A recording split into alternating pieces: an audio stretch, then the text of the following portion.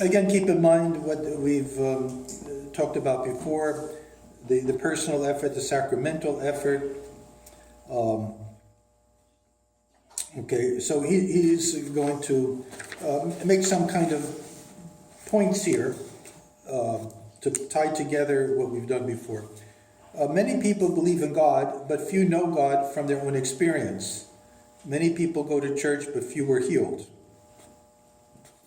And, well, that's a big problem.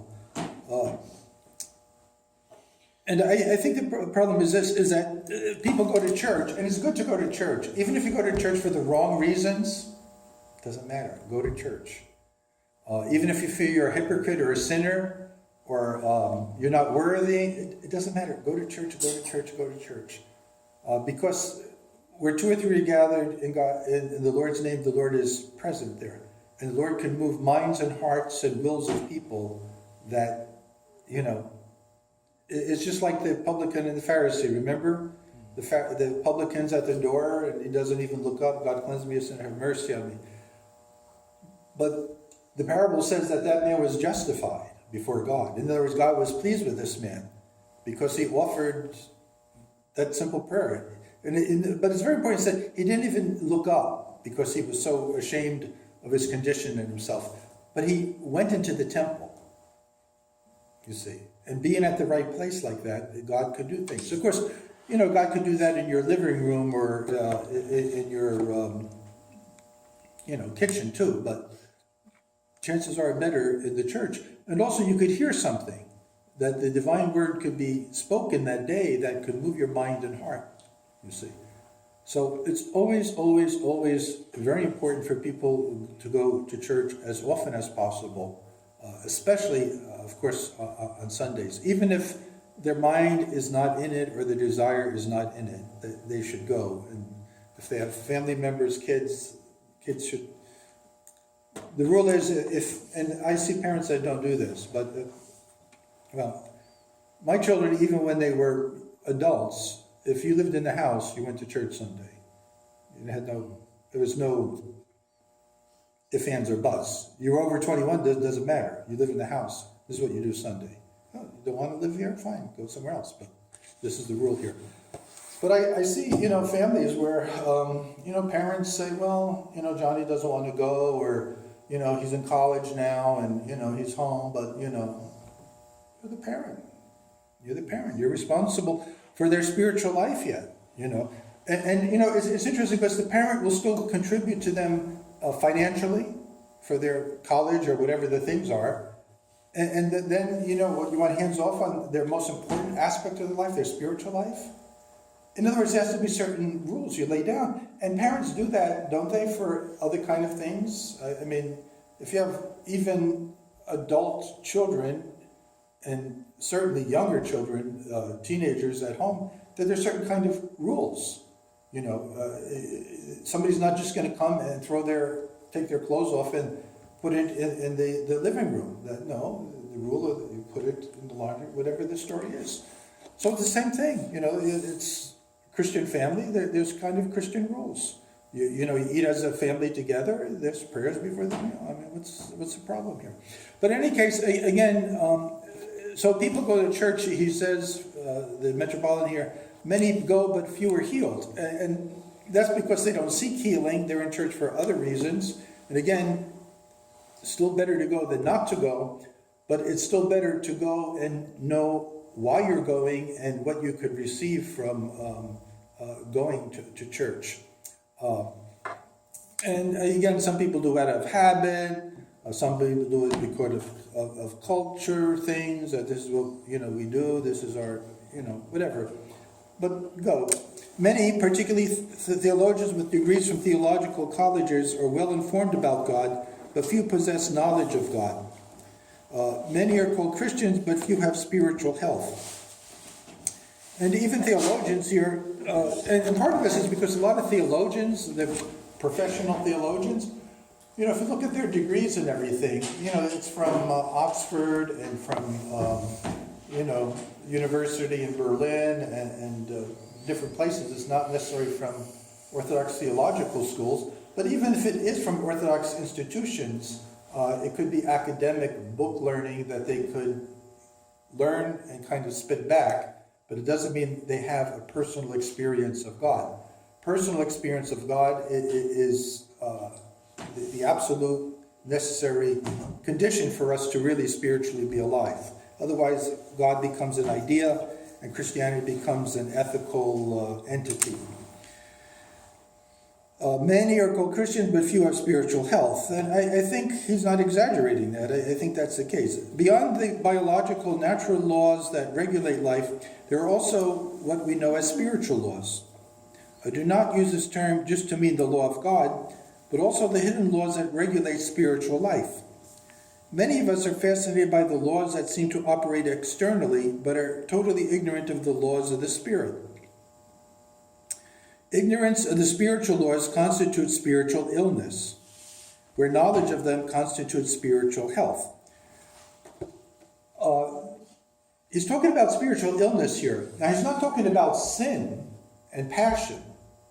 He's talking about ignorance of the spiritual laws that govern a person, that not being aware of them and knowing what they are, it constitutes an illness, you see. And why is it an illness? Because illness is the opposite of health. If you knew the spiritual principles that guided one's life and adhere to them, there'd be health. Now, if you don't even know what they are, as one of the fathers says, there's three things that, the passions feed on. It's ignorance, indifference, and laziness. So it's important for us not to be ignorant. Essentially, the spiritual person sees the things of this life in a different light. This is, again, the whole thrust of this these week's presentation, spiritual health. And again, it was what was outlined in the past when we dealt with what constitutes illness, the illnesses of the soul. It's seeing life in a fallen state without seeing the principles of a spiritual life that enlighten it. The spiritually healthy person, his nous, again, the eye of the soul, the intellectual part of the soul, is captivated by another life. And that other life is the life of Christ, when it's illuminated and it's made manifest and it's real for a person. He moves and acts and behaves in another world. Or St. Paul says in the Acts of the Apostles, in him we live, move, and have our being.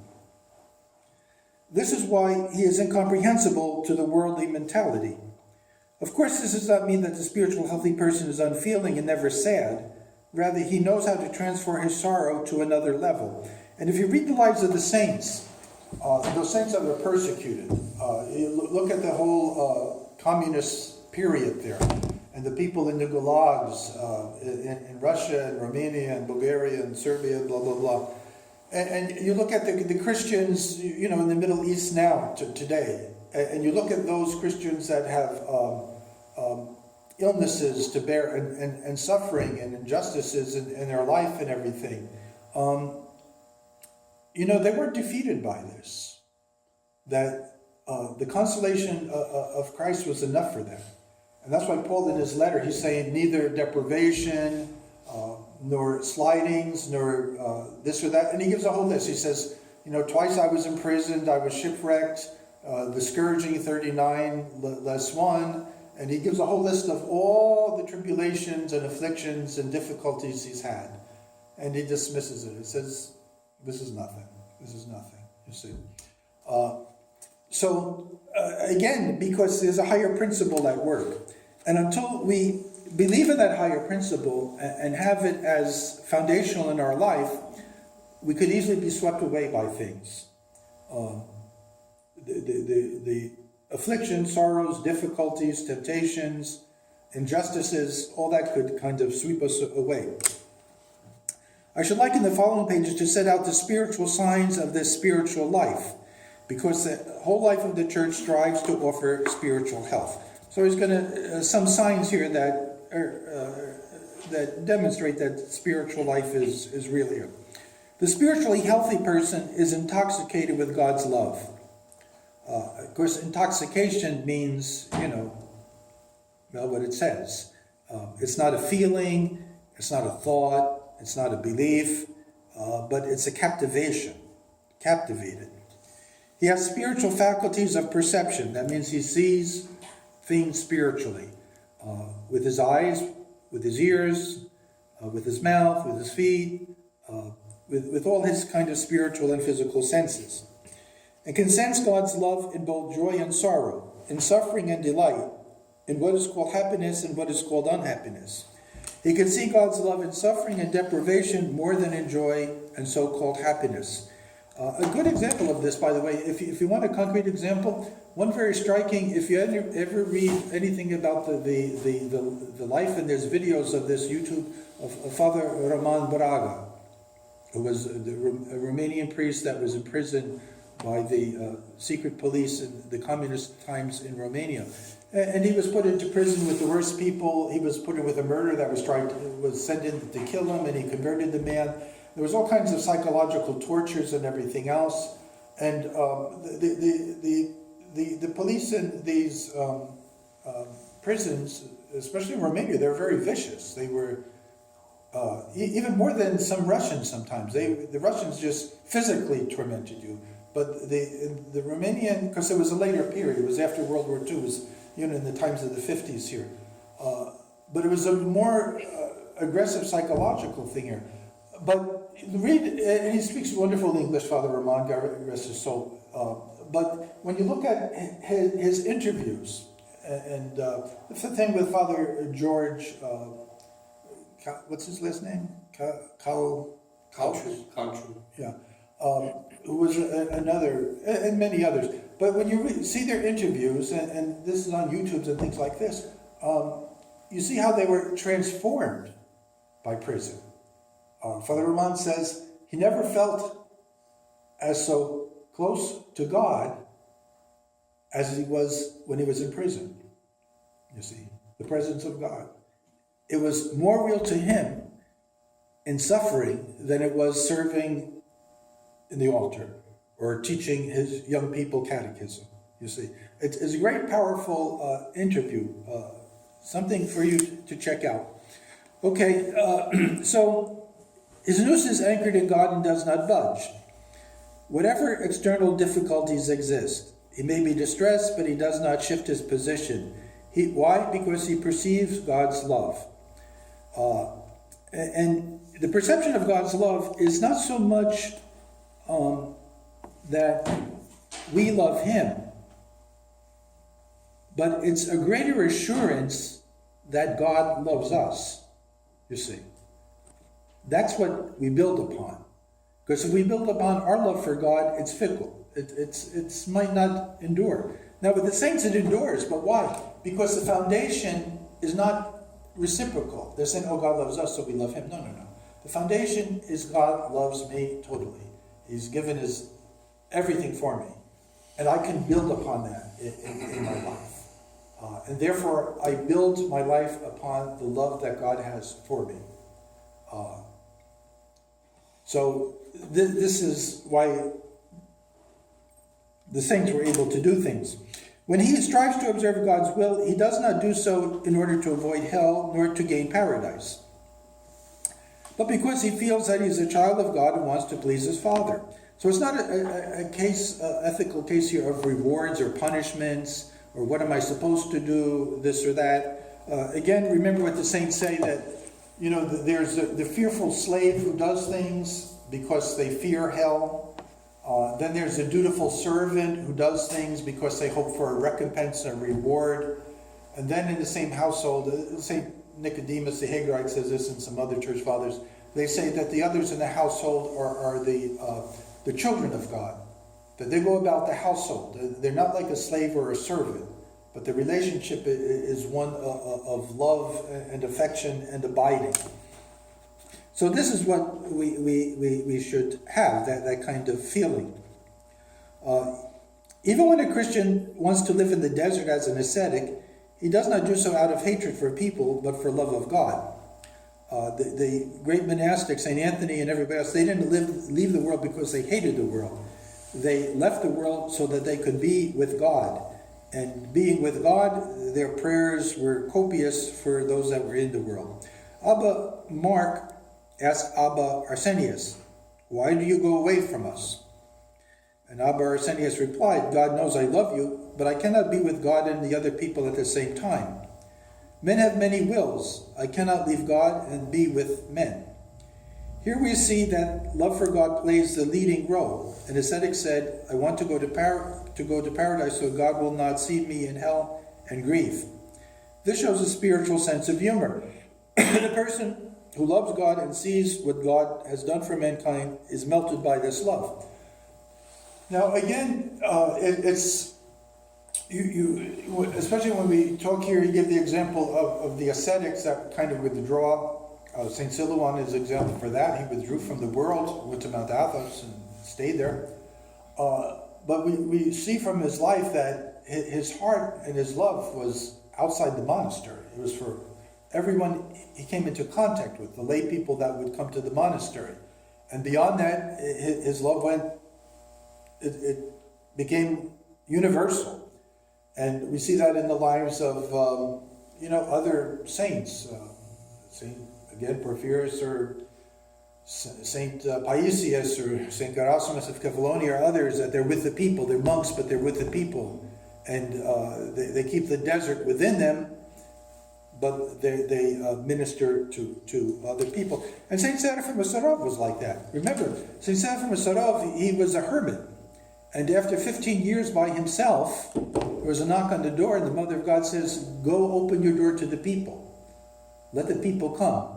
And so he withdrew from the outside hermitage, and he went back to the monastery. And he started to receive the people. And they benefited from the advice and the counsel of Saint Seraphim of Sarov. So you have examples of this, where there's a withdrawal. And then you have the reverse, by the way. St. Theophan the Recluse was a bishop with the people all the time, and St. Tikhon of Zadansk also, but then they withdrew from the episcopacy and they ended up in the monastery.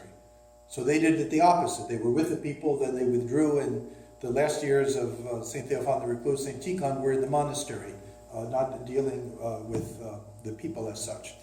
But in all those cases, it doesn't matter, because the ascetics, the monastics, the monks and nuns always are with the people in spirit, in prayer, and in actual ministry, as you see so well in the lives of St. Paisius and St. Porphyrius. They're in the hospitals, they're with the people, they're visiting the local churches and everything else here. The person who loves God and sees God, what God has done for mankind, is melted by this love, by divine love. So in this first point here, what's the first point? Is that it's called for us to see the love of God in his creation and the love of God working in people. And even where we see it's not obviously working in people, the saint is able to find something, some good, somehow, somewhere in the person he comes into contact with. That, in other words, there's no one that is irredeemable. There's no one that cannot be captivated and touched by the love of God. So the saint is able to see that, and why? Because the saint is in love with God, and he wants to see the love of God manifested in the other persons, the other people. And being illuminated, oftentimes he could see that. So where we don't see something shiny and gold and beautiful, the saints could do that. Because the love of God is not an idea, it's an experience. So that's the first point for us. God's justice. Someone who is spiritually healthy overlooks his own rights in order to uphold God's justice in his life, because divine justice is worth more than human justice. Big difference between divine and human justice. Only the person in good spiritual health can discern God's justice within what appears to be human injustice. St. Dorotheus teaches about the damage self-justification does to a person. When someone insists on his rights and that human justice should prevail, he creates the conditions for destruction, particularly destruction of his soul. Someone may suffer injustice from others, but because he confronts it according to God's will and tries not to forfeit God's justice, he experiences another reality beyond the comprehension of those with a worldly mentality. Anyone who's spiritually healthy does not suffer from human injustice. He may be wrong, but he looks at the spiritual laws at work beneath his apparent injustice. In terms of human justice, it's a social virtue that we should employ. We should employ justice for people. Where there's an injustice, we should strive to correct it in whatever way we can. Not bad ways, but in honorable ways. We can't say, close our eyes when there's injustices in the world. We should address those. That's our responsibilities because we're citizens of this world and we should do that. The question is the injustices that are done to us. When our toes are stepped on or when we're kind of slighted or something else, the reaction in our fallen human nature is, how dare you? Like, how dare you say this to me? How dare you act this way? That this isn't right. And so, you could be in the right about something. And the question is, well, do you correct it? And how do you correct it? And what's the purpose of correcting it? Is it to justify yourself? Or is it, something beneficial for another? In the life of Saint Tikhon of Zadansk, he was talking to a man, trying to give him spiritual advice, and the man, punched him in the face. And, this was witnessed by others. And they were going to call the police, of course, because you don't hit a bishop in the face. But before anything could be done, Saint Tikhon of Zadansk made a prostration before the man and asked for forgiveness. Because I didn't say the right words to you. What I've said to you obviously offended you, and that wasn't my intention. So please forgive me.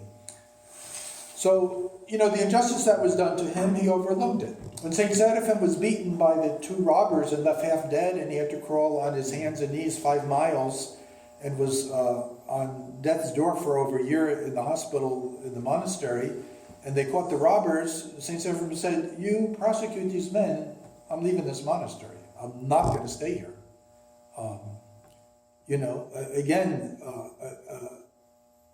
Taking the injustice, as it were. St. Dionysius of Zanthithos, we know the story with him. His brother was murdered. The murderer comes to the monastery and asks for shelter. And Dionysius says, "Who are you? Blah, blah, blah. What did you do? You killed the man Constantine. Constantine who? In the village? Blah, blah, blah, yeah. And now they're after me and, please hide and shelter me." Well, the injustice was done. It was his own brother that was killed, and St. Dionysius protects him, sends the posse in another direction, gives the man food, gives him money, puts him on the boat, and forgives him, and sends him away, and tells him that to correct his life, and says, "By the way, that was my brother you killed, so, be mindful of that." So injustice it's very difficult for us, because everybody wants to be treated honorably and with due respect, but it's not like that in life. And many times, it's the same thing St. Anthony the Great. Why did St. Anthony the Great leave the village he was in? Because there was a girl that was pregnant, and the rumor was that St. Anthony, who was supposed to be a righteous young man before he entered the monastery, that he was the father of the woman. And what he did is he provided money and everything for the girl, because he felt sorry for the girl that, there was no husband to take care. But then it became manifest that he wasn't the father. But this dishonor, the injustice, and there's many, many examples that we have here. But it's not something that's very easy. And even in a kind of collective sense, it's not easy. In a parish, there's people that take a free ride. They don't really contribute to the church. They're really not part of the community, and then they need something, and then the temptation is, well, they're not paying dues or something. Make them pay money, Father. They're not carrying their fair share and everything else. It's unjust for us to carry, and this kind of thing. And then you see prices on things that are put because, everybody has to, force them to contribute to everything else. But look at the gospel. Remember the story of the workers in the vineyard. What's the parable about? There's workers in the vineyard, and some come when? Early. Some come later, and some come very, very late. And what do they all receive? Same amount. Well, is that just? I mean, that's what the early workers were saying to the Lord. Why? We worked here all day. These guys came, 3 o'clock in the afternoon. We were here at 9 o'clock in the morning. And you're paying them the same thing you're paying us. And what does the Lord say? He says, is this vineyard mine? Am I free to do what I want? Didn't you agree to work for something? And if I wish to be generous to others, that's my business, not yours. You see, again, divine justice is different than ours. But it's very hard. It's very hard for us to kind of do that because, we think of fair play. You do to me, I do to you, and let's be just about this. But again, read the lives of the saints, and you see how people don't insist upon justice for themselves. Again, to be distinguished between the social justice that is due people in citizenship in the land as such. If we know of laws or things that we deem to be unjust and people suffer injustice, then we have a responsibility to do that. But that's one kind of justice. The other kind of justice is ourselves trying for self-justification, that we need to be justified. No, we let it go and let the Lord do things. The spiritually healthy person refers everything to God. He waits for recompense in the kingdom of heaven. He does not seek justice here on earth from anyone. He does not get involved in the futile rounds of justifications because he waits for compensation from God. Again, we see all this today. Everybody wants justification. We see that in society, in terms of race, in terms of history. There's an injustice given that these people, the monuments should be torn down because they weren't just. That these people, this whole kind of thing, and you can't correct all that. I told you that story. I'll tell you it again. When I was in seminary, this was years ago, and there was a certain Archimandrite Ioannis Melodis from Cyprus. We were talking about Turks and this and that, and in general, Turks. It's hard to find something good to say about them. I hate to say it, but it's hard. But in any case, we were talking and this and that, and the priest got very upset and very angry. And I said, Father, did something happen to you and your family with the Turks? He says, yeah, you don't know what they did. They burned the village down. They crucified the priests. They raped, they did this and this. And when did all this take place? He says in 1612, the Turks, what, Father? 1612. See, it was a collective memory. These stories are passed down from generation to generation. And I'm sure it wasn't just in Cyprus. I'm sure other countries, they remember these injustices. And he was like angry like this, the blood, like 1612. I mean, I bit my tongue because I was a little humorous that, why are you getting so worked up? It's an injustice, yeah, but Christians have always experienced injustice and persecutions. The trials, when you look at the Soviet Union, when the Metropolitan Peter of Petrograd was on trial, or Benjamin, or the others, they had these shame trials, and it was a foregone conclusion. There was no evidence or anything else, and it was just outright kind of injustice and persecution. But you have to overlook these things. In other words, you can't redo history. Let history alone what it is. He does not get involved in futile rounds of justification because he waits for compensation from God. He rejoices and is delighted when treated unjustly. Again, that's personal. Not that you rejoice when others are treated unjustly. Because the more injustice someone experiences here on earth, the more he will be justified by God, through his patience and joy at being wronged here on earth. Patience and joy.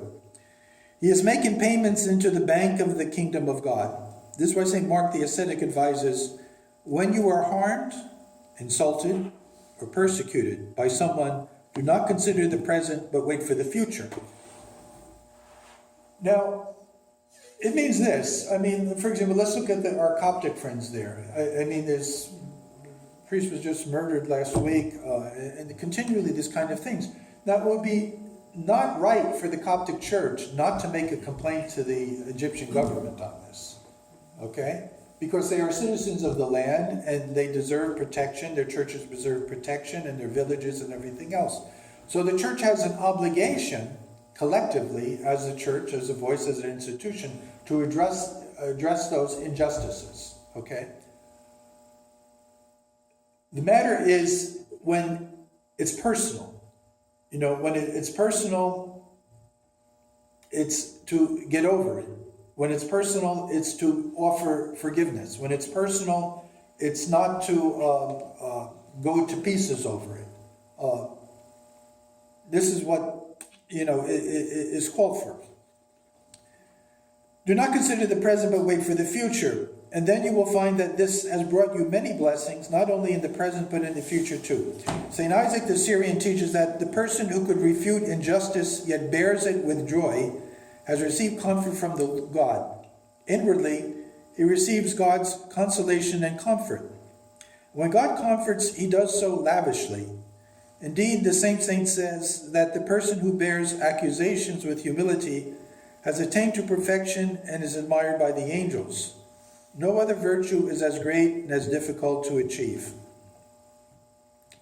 The Garantikon, which is a book of the writings of elders, mentions that the case of a brother who was wronged and turned to Abba Sisos, saying that he wanted to avenge the injustice done to him. The Abba pleaded with him, "No, my child, leave vengeance to God." The brother did not want to hear the holy elder's appeal. So the elder suggested that they pray together to God. He said the following prayer: God, we no longer need you to take care of us, for we can take revenge by ourselves. When the brother heard these words, he was filled with remorse and sought forgiveness from the Abba. Many of us are spiritually sick. We ignore the spiritual laws and want to be justified in this life. We seek revenge against our brothers, and if not revenge, earthly justice we seek, and do not commit ourselves into God's hands. It can be stated with certainty that spiritually healthy people not only do not retaliate when others wrong them, but are exceedingly glad about it, because in this way they leave room for God to act. So it's not retaliation even, but really spiritually healthy people, that they kind of sense a kind of